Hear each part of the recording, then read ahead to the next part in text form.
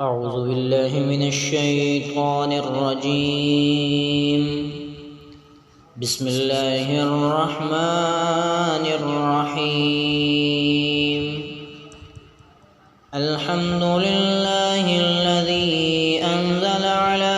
عبده الكتاب ولم يجعل له عوجا قيما لينذر بأسا شديدا من لدنه ويبشر المؤمنين الذين يعملون الصالحات أن لهم أجرا حسنا ماكثين فيه أبدا وينذر الذين قالوا اتخذ الله ولدا ما لهم به من علم ولا لآبائهم كبرت كلمة تخرج من أفواههم إن يقولون إلا كذبا فلعلك باخع نفسك على آثارهم إن لم يؤمنوا بهذا الحديث أسفا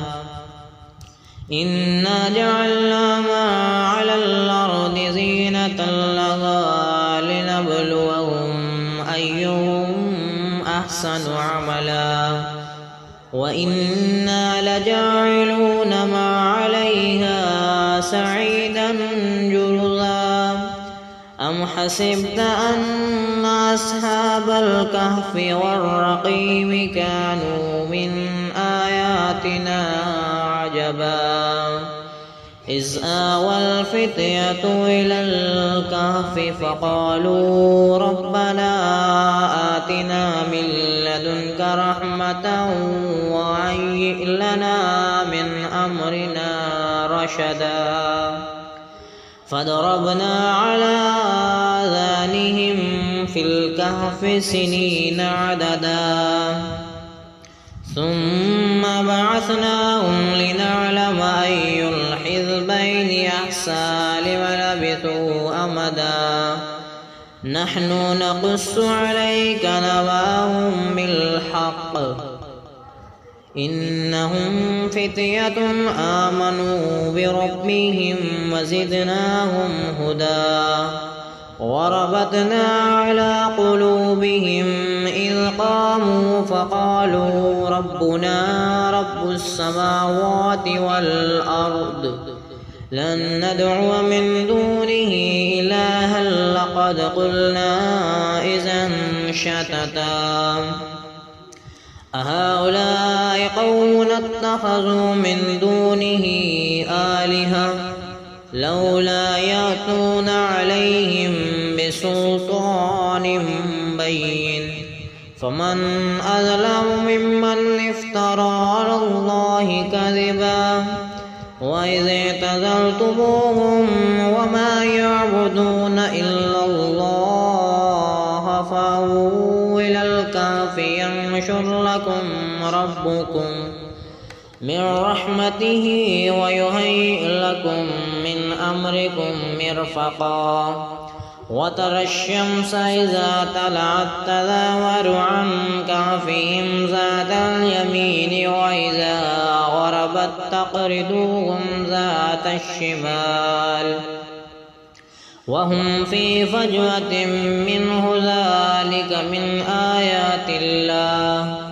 من يهده الله فهو المهتد ومن يضلل فلن تجد له وليا مرشدا وتحسبهم أيقاظا وهم رقود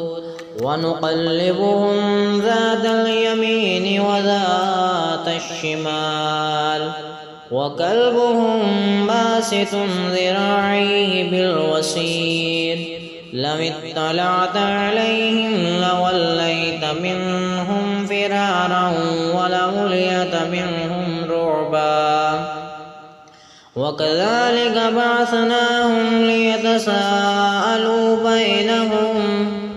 قال قائل منهم كم لبثتم قالوا لبثنا يوما أو بعض بعد يوم. قالوا ربكم أعلم بما لبثتم فابعثوا أحدكم بورقكم هذه إلى المدينة فلينظر أيها أزكى طعاما فليأتكم برزق منه وليتلطف ولا يشعرن بكم أحدا إنهم إن يظهروا عليكم يرجموكم أو يعيدكم في ملتهم ولن تفلحوا إذا أبدا. وكذلك عثرنا عليهم ليعلموا أن وعد الله حق وأن الساعة لا ريب فيها إذ يتنازعون بينهم أمرهم فقالوا ابنوا عليهم بنيانا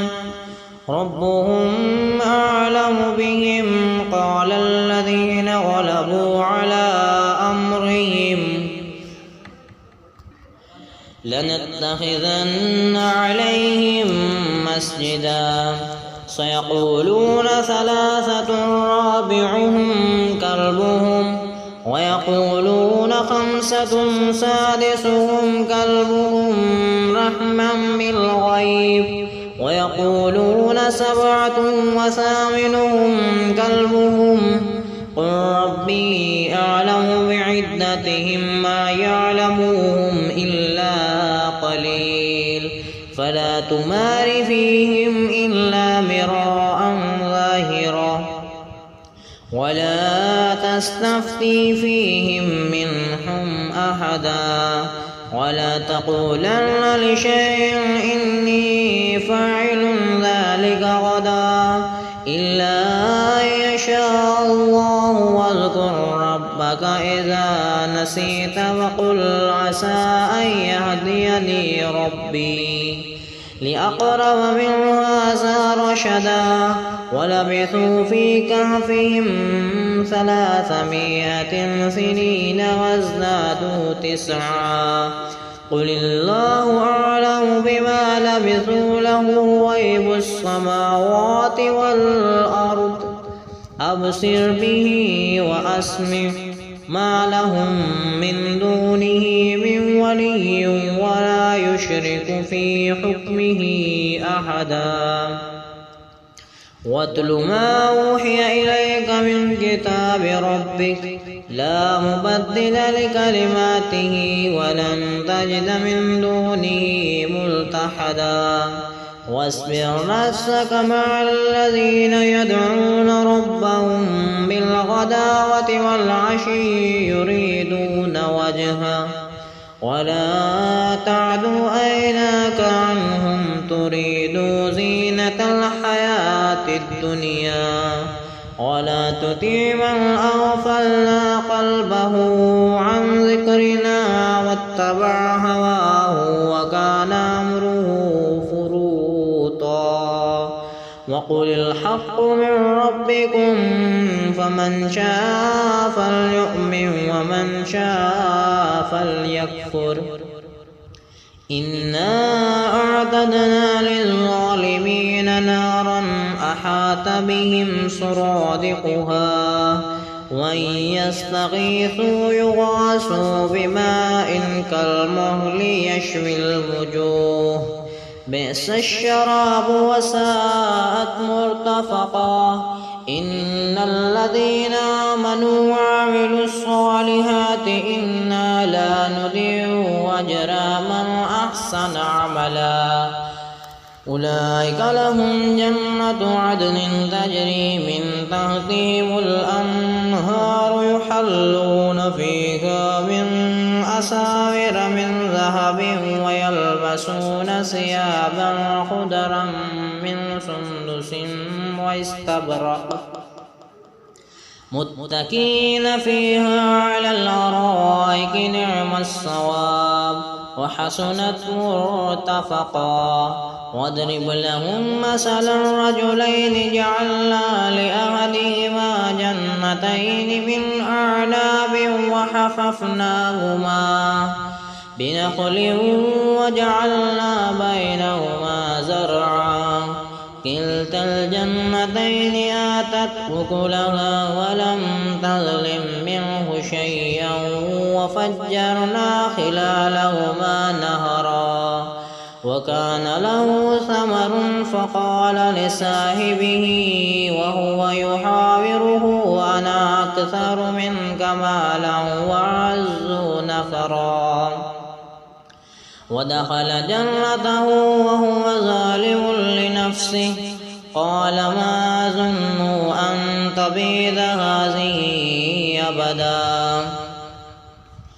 وما أظن الساعة قائمة ولئن رددت إلى ربي لأجدن خيرا منها منقلبا. قال له صاحبه وهو يحاوره أكفرت بالذي خلقك من تراب ثم من نطفة ثم سواك رجلا لكن هو الله ربي ولا أشرك بربي أحدا. ولولا إذ دخلت جنتك قلت ما شاء الله لا قوة إلا بالله إن ترني أنا أقل منك مالا وولدا فعسى ربي أن يؤتيني خيرا من جنتك ويرسل عليها حسبانا من السماء فتصبح سعيدا زلقا أو يصبح ماؤها غورا فلن تستطيع له طلبا. وأحيط بثمره فأصبح يقلب كفيه على ما أنفق فيها وهي خاوية على عروشها ويقول يا ليتني لم أشرك بربي أحدا. ولم تكن له فئة ينصرونه من دون الله وما كان منتصرا. هنالك الولاية لله الحق هو خير ثوابا وخير عقبا. واضرب لهم مثل الحياة الدنيا كماء أنزلناه من السماء فاختلط به نبات الأرض فأصبح هشيما تذروه الرياح وكان الله على كل شيء مقتدرا. المال والبنون زينة الحياة الدنيا والباقيات الصالحات خير عند ربك ثوابا وخير أملا. ويوم نسير الجبال وترى الأرض بارزة وحشرناهم فلم نغادر منهم أحدا وعرضوا على ربك صفا لقد جئتمونا كما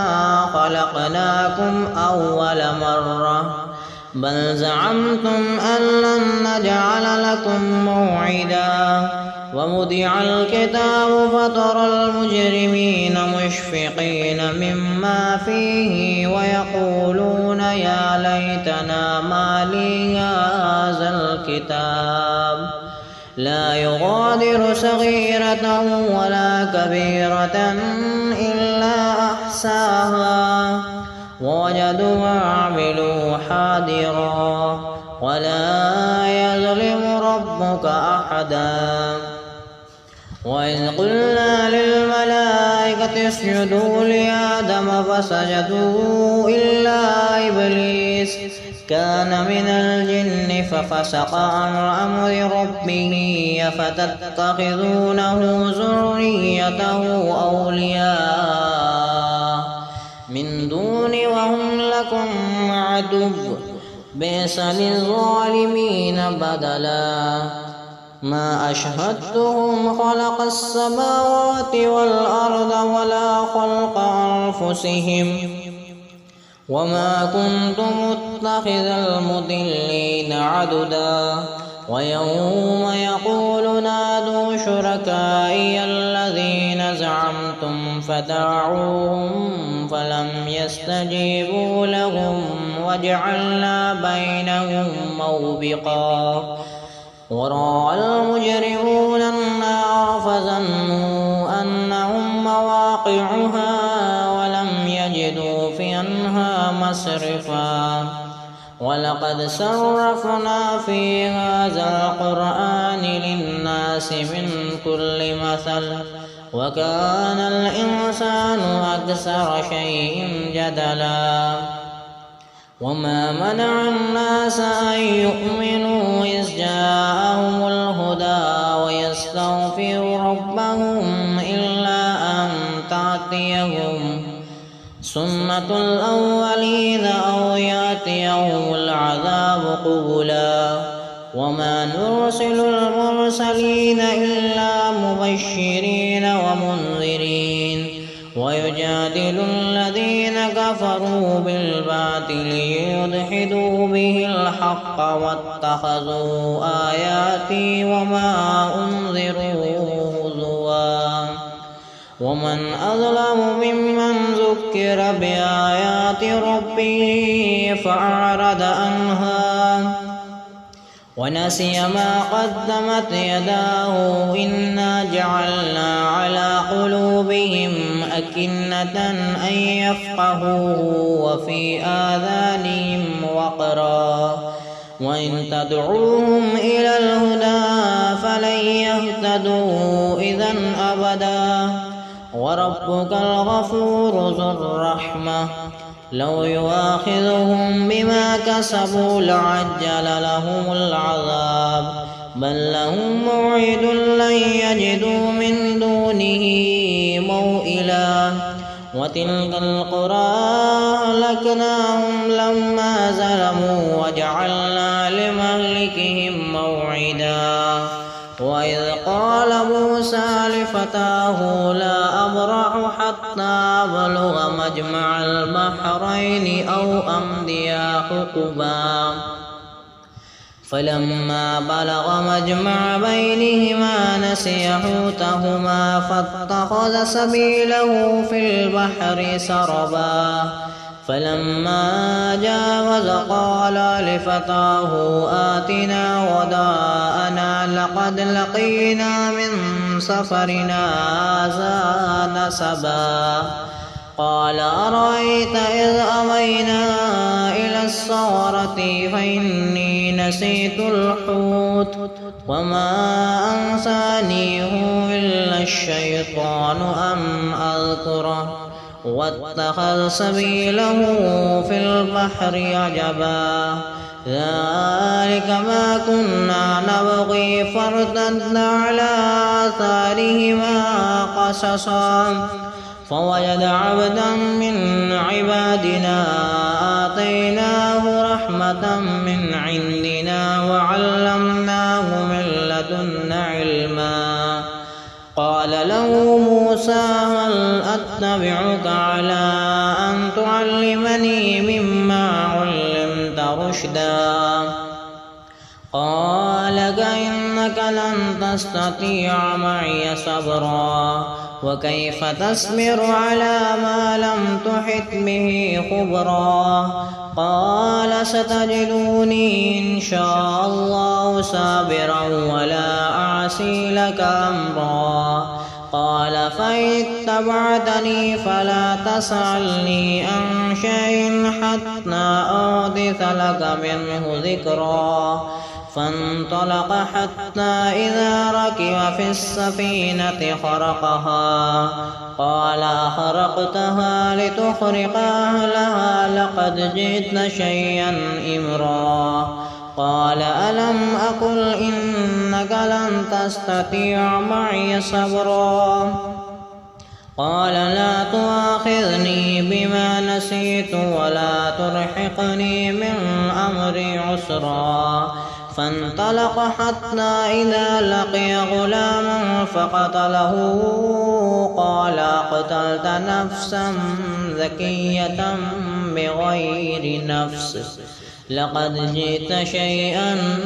نكرا قال ألم أقل لك إنك لن تستطيع معي صبرا قال إن سألتك عن شيء بعدها فلا تصاحبني قد بلغت من لدني عذرا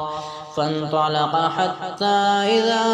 أتيا أهل قرية استطعما أهلها فأبوا أن يضيفوهما فوجد فيها جدارا يريد أن ينقض فأقامه قال لو شئت لاتخذت عليه أجرا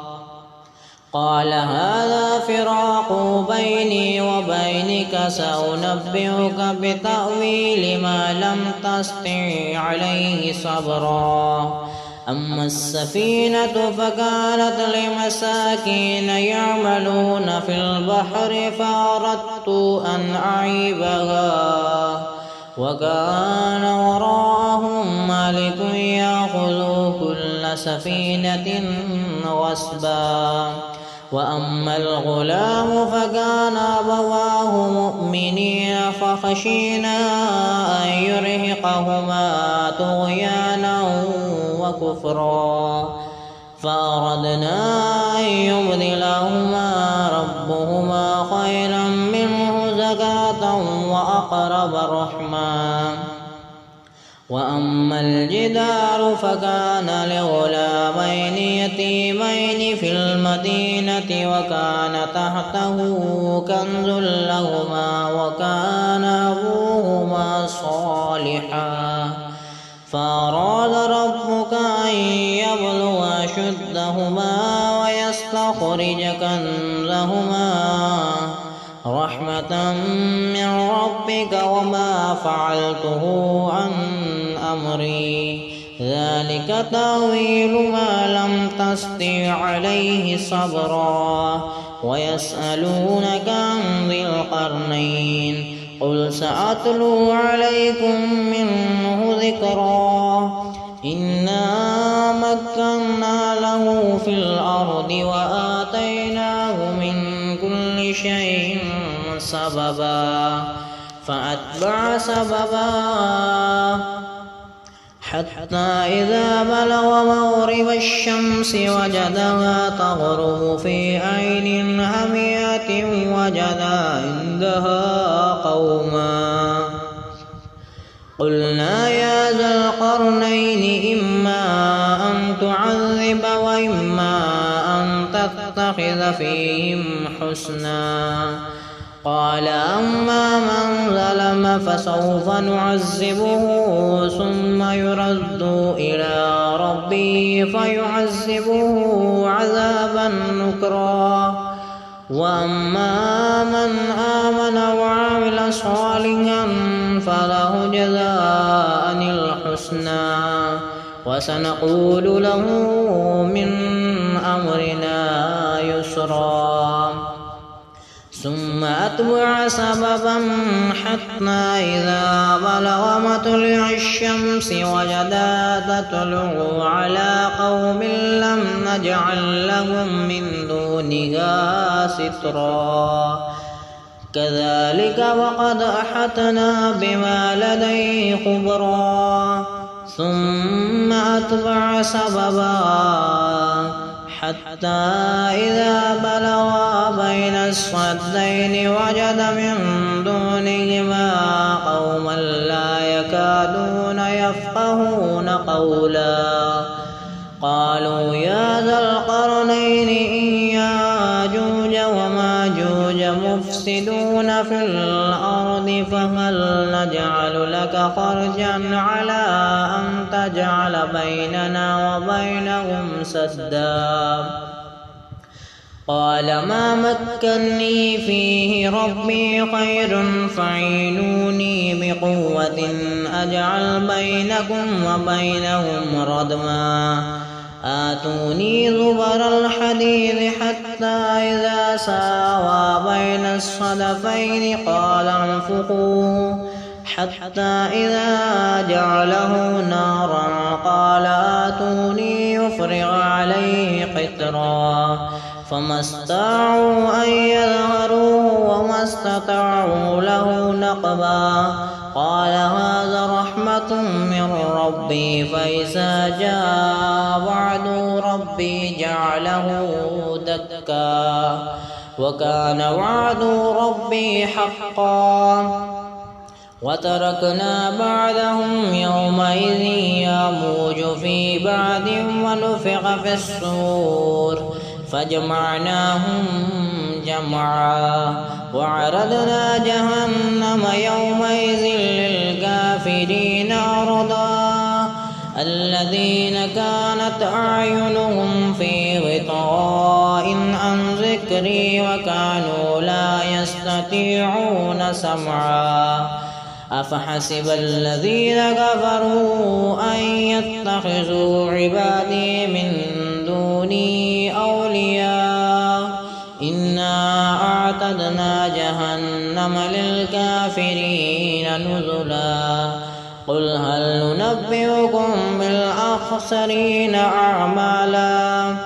الذين ضل سعيهم في الحياة الدنيا وهم يحسبون أنهم يحسنون صنعا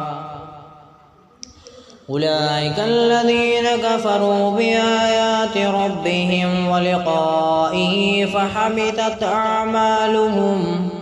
فلا نقيم لهم يوم القيامة وزنا ذلك جزاؤهم جهنم بما كفروا واتخذوا آياتي ورسلي هزوا إن الذين آمنوا وعملوا الصالحات كانت لهم جنة الفردوس نزلا خالدين فيها لا يبغون عنها حولا قل لو كان البحر مدادا لكلمات ربي لنفد البحر قبل أن تنفد كلمة ربي ولو جئنا بمثله مددا قل إنما أنا بشر مثلكم يوحى إلي أنما إلهكم إله واحد فمن كان يرجو لقاء ربه فليعمل عملا صالحا ولا يشرك بعبادة ربه أحدا صدق الله